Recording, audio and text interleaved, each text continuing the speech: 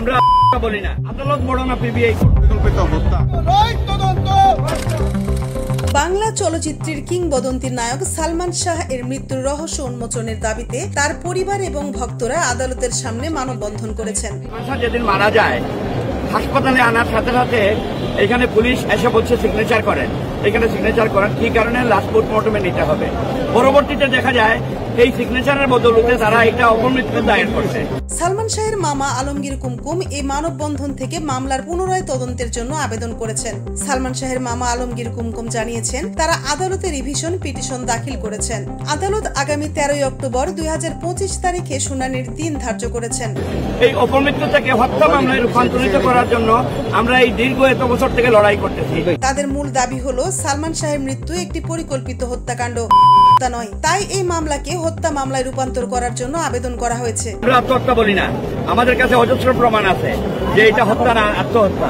আলমগীর কুমকুম বলেন পিবিআই এর আগের তদন্ত প্রতিবেদনটি জনসম্মুখে প্রকাশ করে আদালতের অবমাননা করেছে এবং মামলাটিকে দুর্বল করে দিয়েছে। তাদের মতে পিবিআই তদন্তে হত্যাকাণ্ড নয় বরং প্রমাণ করতে চেয়েছিল, যা তারা মানেন না। তিনি আরো বলেন সামিরা অর্থাৎ সালমান শাহের স্ত্রী এবং তার পরিবার প্রভাবশালী হয়, তাদের বিরুদ্ধে কোনো ব্যবস্থা নেওয়া হয়নি। কথিত বনোজ কুমার সে এটা ইনকোয়ারি করে এটা সাক্ষাৎকারে সালমান শাহের মামা সালমান ভক্তদের পক্ষ থেকে বেশ কিছু যুক্তি তুলে ধরেন। বউ কাজের লোকজনকে দিয়া রশি কেটে নামাইয়া গোসল করাইছে, হাফ প্যান্ট পরাইলো, পরাইয়া তেল মালিশ করলো। এটা আইনের কোন বইতে লেখা আছে? তার সুরতাল হয় নাই।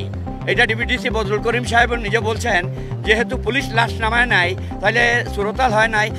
উনি বলছেন যে আমরা কিভাবে বলবো যে এটা হত্যা না আত্মহত্যা। সালমান শাহের পরিবারের সদস্যরা জানিয়েছেন এই মামলা নিয়ে কাজ করার জন্য তাদের হুমকি দেওয়া হচ্ছে।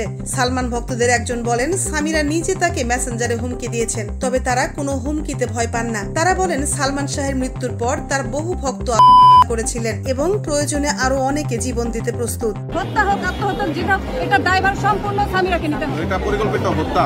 এই সামিরা তারা দেশের বিচার ব্যবস্থার প্রতি আস্থা রেখে সুষ্ঠু তদন্ত এবং ন্যায় বিচার আশা করছেন। তাদের বিশ্বাস নতুন সরকারের আমলে এই মামলার সুরাহা হবে এবং প্রকৃত অপরাধীরা শাস্তি পাবে। এটা যেন সুষ্ঠুভাবে মারিয়া নূর, নিউজ ডেস্ক, সময়ের কলম।